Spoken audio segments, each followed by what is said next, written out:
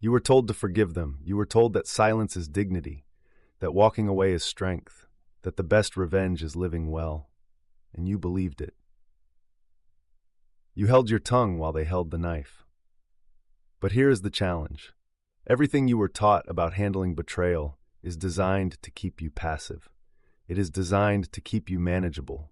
It is designed to make sure you never become dangerous to the people who destroyed you. What if the people who betrayed you, the ones who turned your own circle against you, were not counting on your kindness? What if they were counting on your ignorance? There are laws older than modern therapy.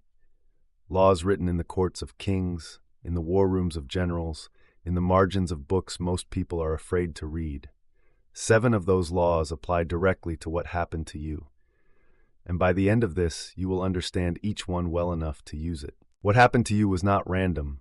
It was not a misunderstanding that spiraled. It was architecture. Niccolo Machiavelli understood this 5 centuries ago. In The Prince, he described how the most effective attacks are never direct. They are reputational. They target not your body, but your standing. Not your strength, but your relationships. Because a person without allies is a person without power. The person who betrayed you understood something instinctively, or learned it through experience. They knew that if they confronted you directly, they risked losing. You might have been stronger, smarter, more articulate, more obviously right. So they did not confront you. They narrated you. They went to the people around you, one by one, conversation by conversation, and they planted a version of you that you would not recognize. A version built from fragments, a reaction taken out of context, a silence interpreted as cruelty, a boundary reframed as selfishness. And they did it with emotion, not facts. Because Machiavelli knew, and modern psychology confirms, that people do not evaluate claims logically when they are delivered with emotional conviction. They feel first, they align second, they rationalize third.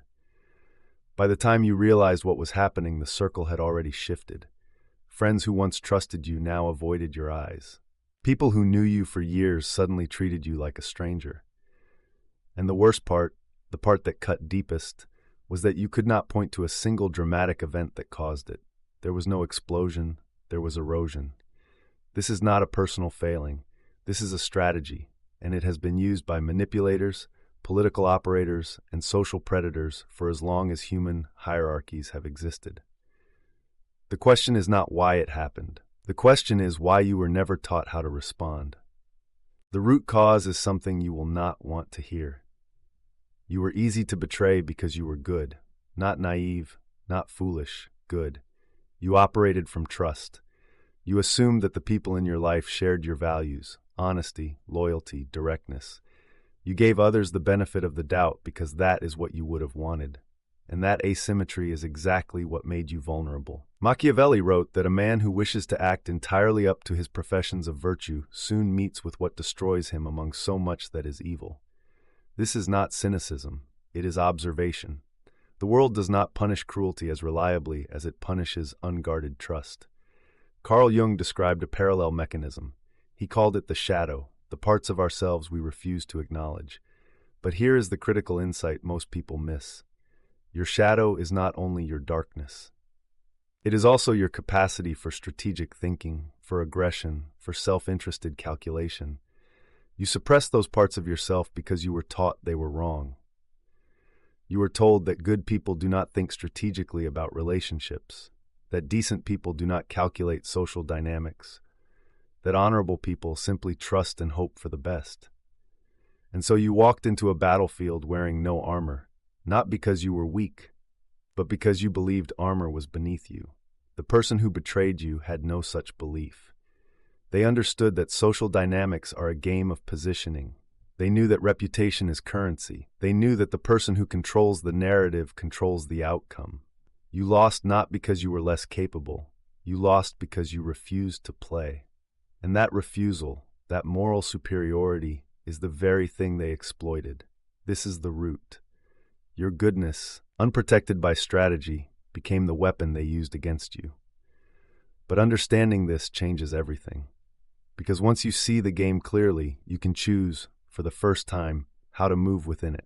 Tell me in the comments, When did you first realize that your trust had been used as a tool against you? Was it a single moment or a slow recognition that unfolded over weeks? Write it below. Naming the moment is the first act of reclaiming it. Subscribe if you want to keep going. The 7 laws are coming next. Now that you understand why it happened, you need to see how it showed up in your behavior. Because the betrayal did not just happen to you. It moved through you. It shaped your responses in ways that deepened the trap. The first pattern is the most common. The moment you sensed the shift, when people started pulling away, your instinct was to explain, to clarify, to reach out and correct the misunderstanding. You sent the long message. You had the conversation where you carefully laid out your perspective.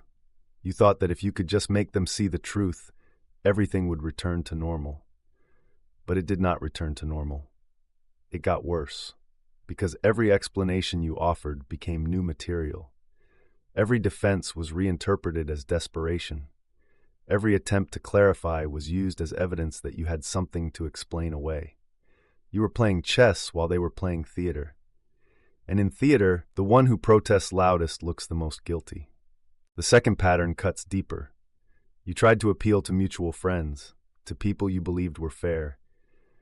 You thought that if you presented your case clearly enough, the truth would be self-evident. But the court was already decided before you entered the room. The person who betrayed you had been there first. They had framed the terms, set the emotional tone, established who was the victim and who was the threat. You walked in expecting a fair hearing. What you got was a performance where your role had already been written, and each time you tried harder, each time you brought more evidence, more context, more proof, you only confirmed their framing. Because in their version, you were the one who could not let go, the one who was obsessed, the one who was unstable. The third pattern is the most dangerous, because it happened inside your own mind. After enough people looked at you differently, after enough silence, enough distance, enough unexplained coldness, you began to wonder, maybe they are right, maybe I am the problem, maybe there is something wrong with me that I cannot see. This is the most insidious stage of social manipulation. When the target begins to carry the narrative internally. When the lie no longer needs to be spoken because you are now speaking it to yourself. You questioned your own memories, your own motives, your own character. The person who betrayed you did not need to destroy you directly. They only needed to make you doubt yourself enough to do it for them. The fourth pattern is the quietest. You waited. You believed that time would reveal the truth, that anyone would step forward and say they saw what really happened, but no one came. Not because no one saw it, some of them saw it clearly, but speaking up carried a cost.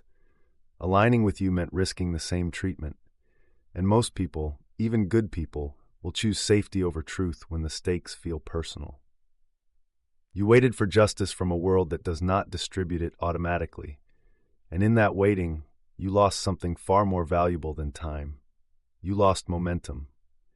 These 4 patterns, the compulsive explaining, the appeal to rigged courts, the self-doubt, and the passive waiting, are not signs of weakness. They are the predictable responses of a good person who was never taught the rules of psychological warfare, and now you are ready to learn them. Machiavelli's first principle is deceptively simple. Never reveal what you are building until it is already built.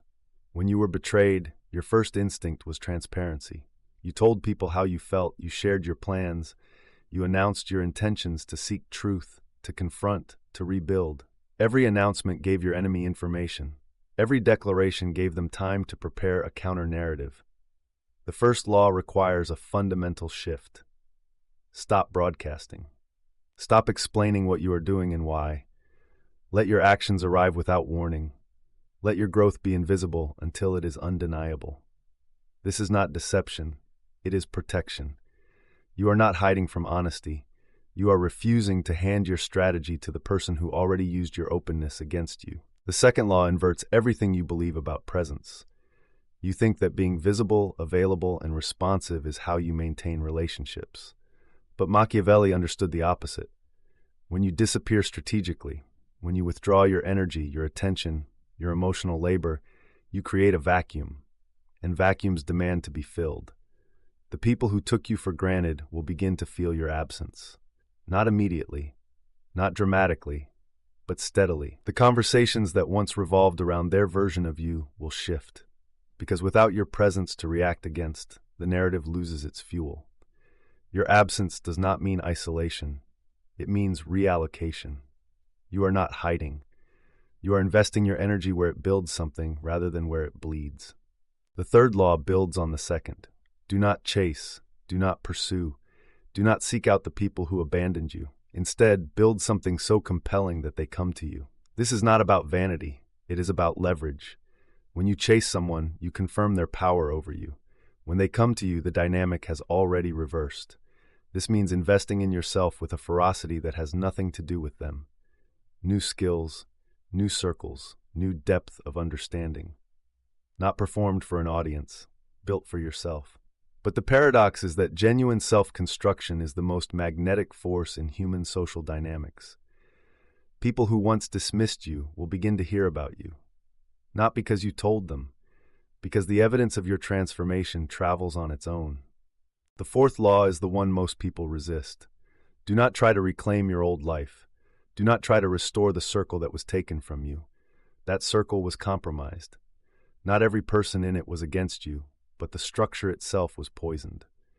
Trying to rebuild within that same architecture means building on contaminated ground. Machiavelli observed that a prince who relies on the same nobles who betrayed his predecessor inherits not loyalty but surveillance. The same applies to you. The people who watched your destruction and said nothing have already shown you their capacity for courage. Believe them. This does not mean you carry bitterness. It means you carry clarity. You build new. You choose differently. You construct a circle based on demonstrated character, not assumed loyalty. The fifth law is where most people fail. They believe that truth is spoken. Machiavelli knew that truth is demonstrated. You will never out-argue the person who betrayed you. They have had months, perhaps years, of practice shaping perception. Their version of events is embedded in the minds of everyone around you. Words cannot dislodge what was planted with emotion, but action can. Consistent, visible, undeniable action. When you build something real, when your life begins to reflect stability, growth, purpose, and calm, it creates a contrast that no narrative can withstand. People may not consciously compare, but they feel it. The dissonance between what they were told about you and what they now see with their own eyes creates a crack in the story. And cracks once started do not stop spreading. You do not need to say a single word about what happened. Your life becomes the rebuttal. The sixth law requires discipline that borders on painful. You must observe the person who betrayed you without reacting to them, not because you are planning revenge, but because understanding their patterns protects you from being caught again. Machiavelli wrote extensively about the importance of studying those who oppose you, not with anger, but with the cold clarity of a general reading a map. What are their patterns? When do they escalate? Who do they target next? Because people who betray do not do it once. It is a behavioral pattern rooted in their own unresolved psychology. Jung would call this their shadow in action, the parts of themselves they cannot face being projected outward onto targets. You happen to be the most convenient target, but you will not be the last. When you observe without engaging, you gain something invaluable, predictive understanding. You begin to see their next move before they make it.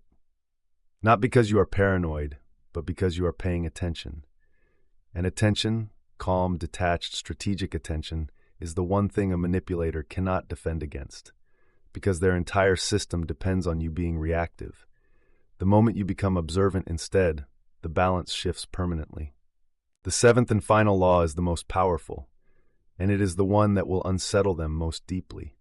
If this reframe has shifted something in you, if you can feel the old passivity starting to crack, a like puts this in front of someone who is still trapped in the patterns we just described. Become someone they do not recognize, not as performance, not as revenge, but as genuine evolution. The version of you they betrayed was someone who trusted blindly, explained compulsively, sought approval reflexively, and waited patiently for fairness that never arrived. That version served you once. It does not serve you now. The The seventh law demands that you integrate what Jung called the shadow, the strategic, assertive, self-protective parts of yourself that you were taught to suppress. Not to become cruel, not to become them, but to become complete. A complete person is unpredictable to those who only knew the partial version. They cannot anticipate your moves because you are no longer the person whose moves they learned to exploit. This is not about becoming cold. It is about becoming whole. The warmth remains. The compassion remains. But now it is guarded by awareness, protected by boundaries, directed by choice rather than habit. And when they encounter this new version of you, and they will feel something they did not expect.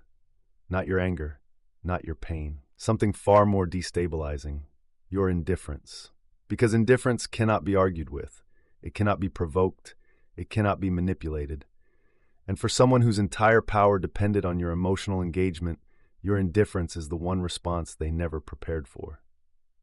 Understanding the 7 laws is the beginning. Living them requires daily practice, not dramatic gestures, quiet, consistent inner work that rewires how you move through the world. The first practice is the daily audit of disclosure. Each evening, review your day and ask one question. What did I reveal today that I did not need to reveal? This is not about becoming secretive.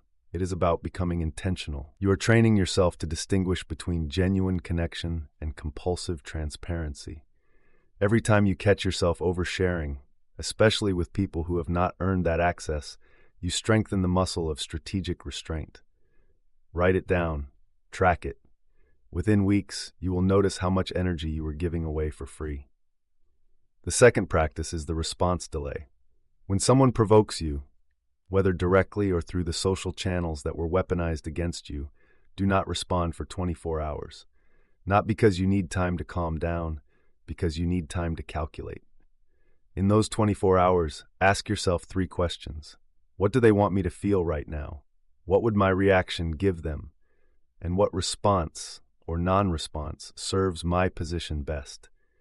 This transforms you from a reactive target into a strategic operator. The delay itself disrupts their pattern. They are accustomed to your immediate emotional engagement. When it does not arrive, they lose their footing. The third practice is deliberate investment auditing. Once a week, examine where your emotional and social energy is going. Make 2 lists, one for people and activities that build you, one for people and activities that drain you. Then shift the ratio, ruthlessly, not with announcements, not with confrontations. Simply by reallocating your time and presence toward what strengthens you and away from what depletes you. This is how you rebuild a circle that cannot be compromised. Not by choosing people who like you, but by choosing people whose values are demonstrated through consistent action over time. These 3 practices, the disclosure audit, the response delay, and the investment audit, are not techniques of manipulation. They are techniques of sovereignty. They return to you the power that was taken when you operated on blind trust instead of informed choice. You remember the beginning, the subtle shift, the way people began to look at you differently, the slow erosion of everything you thought was solid. You understand now that what happened was not a failure of your character. It was a failure of your strategy. You were good, you were honest, you were trusting, and none of those qualities were wrong. They were simply unprotected. Machiavelli was not teaching cruelty. He was teaching survival. Jung was not teaching cynicism. He was teaching wholeness. And the place where those 2 thinkers intersect, where strategic awareness meets psychological integration, is where you now stand.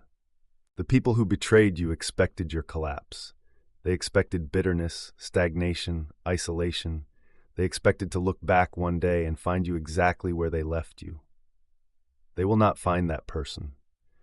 They will find someone who learned the rules they thought only they understood, someone who stopped explaining and started building, someone who stopped waiting for justice and started creating it through the undeniable evidence of a life well constructed. And there is nothing more unsettling to those who tried to define you than discovering you have become someone they can no longer reach. You were never the person they described. And now you do not need anyone to confirm that. You know it. And that is enough. You know it, and that is enough. There is a final law that Machiavelli understood better than almost anyone. and it is the one most people never have the patience to wield. Time reveals what words cannot. Every lie has a shelf life. Every false narrative requires constant maintenance. Every distortion demands energy to sustain, energy that the person who created it must continue to spend day after day, conversation after conversation, performance after performance. But truth requires no maintenance at all. This is the asymmetry that destroys every manufactured story eventually. The person who lied about you must remember every detail of the lie, must keep the emotional tone consistent, must ensure that no one compares notes too carefully, must manage the perceptions of dozens of people simultaneously, forever. You, on the other hand, simply have to exist, simply have to keep building, keep showing up, keep being consistent in who you are and what you do. Machiavelli wrote that time is the father of truth. He understood that in the short term, deception often wins. The manipulator controls the room. The liar shapes the story. The betrayer appears righteous. But in the long arc, and it is always longer than you want it to be, inconsistency reveals itself. The cracks widen. The people who believe the lie begin to notice small contradictions. A tone that does not quite match. A reaction that seems disproportionate. A story that shifts slightly each time it is told. And doubt, once planted, grows in its own time. You do not need to plant it. You do not need to whisper corrections into the right ears. You do not need to campaign for your own vindication. The passage of time does this work for you, silently, inevitably, and without your intervention. This is the hardest law to practice, because it requires you to tolerate injustice in the present for the sake of resolution in the future. It requires you to watch people believe the wrong story and say nothing, to feel the weight of being misunderstood and choose stillness anyway. But this is what separates the strategically mature from the emotionally reactive. The ability to hold a longer timeline than your opponent. They are playing for this week. You are playing for the next 5 years. And in 5 years, every lie will have either been forgotten or exposed. But who you became in that time will still be standing. That is the 7th law. Do not rush the verdict. Let time deliver it, because the truth does not need your defense. It only needs your patience. 7 laws, not 7 shortcuts, not 7 tricks. 7 fundamental shifts in how you orient yourself after betrayal. The first, disappear from the battlefield they prepared for you. Refuse to fight on their terms. The second, study the architecture of your own betrayal. Understand exactly how it was constructed so it can never be constructed again. The third, rebuild in silence. Let your work speak in a language that cannot be distorted. The fourth, master selective revelation. Control what is known about you and when. The fifth, cultivate alliances built on substance, not sympathy. Let people choose you because of what you offer, not what was done to you. The sixth, integrate the shadow. Own every part of yourself, including the parts that made you vulnerable, and transform them into awareness. The seventh, let time deliver the verdict. Trust the longest timeline. Be patient enough to outlast every lie. These are not laws of revenge. They are laws of reconstruction. The difference matters. Revenge keeps you tethered to the person who harmed you. Reconstruction sets you free from them entirely. Machiavelli was not writing for the cruel. He was writing for the clear-eyed. For those who understood that the world does not reward innocence, it rewards competence. And competence in the aftermath of betrayal means knowing exactly how power works and choosing to wield it with precision rather than rage. Here's what no one tells you about betrayal. It does not only destroy something, it also clears the ground. Before the betrayal, you were living inside a structure, relationships, assumptions, roles, identities that may have felt stable but was built on foundations you never examined. You trusted people who had not earned it. You gave loyalty to those who were spending it behind your back. You maintained a version of yourself that kept the peace at the cost of your own clarity. The betrayal burned that structure down. And yes, it hurt. It may still hurt, but look at what is growing in the ashes. A version of you that no longer confuses kindness with compliance. A version that understands the difference between trust and naivety. A version that can sit with discomfort without reaching for someone else's approval to soothe it. This is the person you were never allowed to become while you were still inside the old structure. The betrayal, as brutal as it was, gave you permission to stop performing, to stop maintaining, to stop pretending that the arrangement was working when it was quietly destroying you. Jung called this the process of becoming who you were always meant to be, not who others needed you to be, not who the group expected, but who you actually are when every external scaffold has been removed. And that person, the one standing here now, reading these words, carrying the weight of what happened, but no longer crushed by it, that person is more dangerous to those who betrayed you than any act of revenge could ever be. Because you cannot manipulate someone who knows themselves. You cannot control someone who no longer needs your approval. You cannot diminish someone who has already walked through the fire and come out the other side with their identity intact. They tried to end your story. Instead, they started a new one. And this chapter belongs entirely to you.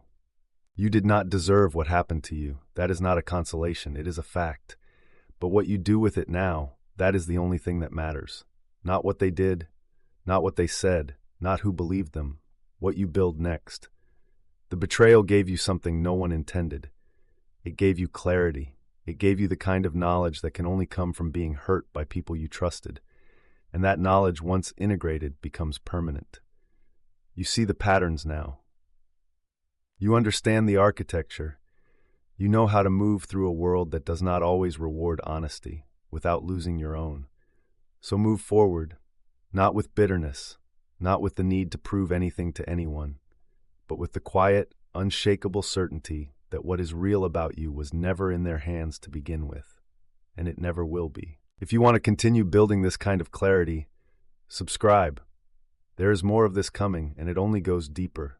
The betrayal was never your ending. It was the first page of the version of you they will never be able to write. Thank you for being here. I will see you in the next one.